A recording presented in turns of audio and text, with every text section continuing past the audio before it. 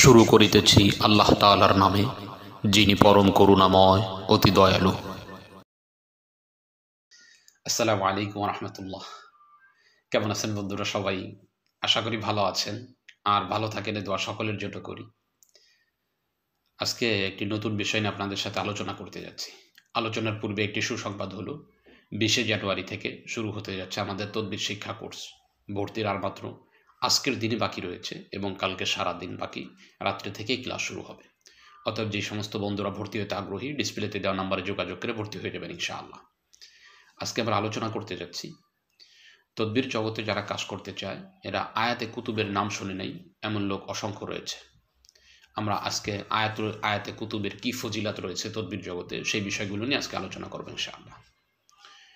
আয়াতে কুতুব বলা হয় কুরআনুল কারীমের সূরা আলে ইমরানের 154 নম্বর আয়াতকে আয়াতে কুতুব বলা হয়।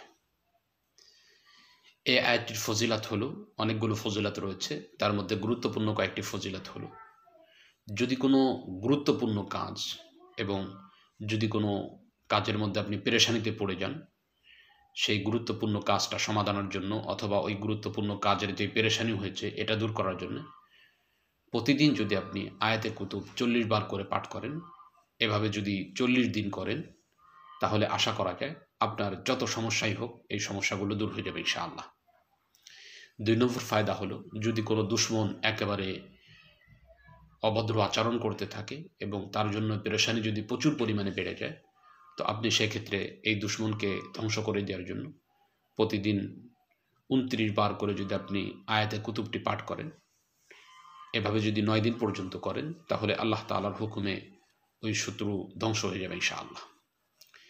3 নম্বর আরেকটি ফজিলাত হলো, যদি আপনি কোনো হিংসুকের কবলে পড়েন, যাদের হিংসার কারণে আপনার কর্মক্ষেত্র ব্যাঘাত ঘটতেছে, এই হিংসুককে যদি আপনার থেকে প্রতিহত করতে চান, তাহলে আপনার জন্য করণীয় হলো 29 দিন পর্যন্ত এই আমলটি করতে হবে, আয়াতে কুতুবটি পাঠ করতে হবে, প্রতিদিন 29 বার করে আয়াতে কুতুব পাঠ করতে হবে।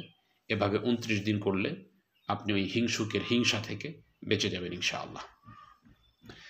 এই জামানায় চাকরির জন্য ঘুরে বেড়াচ্ছে বহু বেকার, বহু পেরেশানির মধ্যে পড়তেছে। আয়াতে কুতুবের আমলটি সেই ব্যক্তি যদি করে, আমি আল্লাহ তাআলার কাছে আশাবাদী তার এই চেষ্টা সফলতায় রূপ নেবে এবং সে সফল হবে ইনশাআল্লাহ।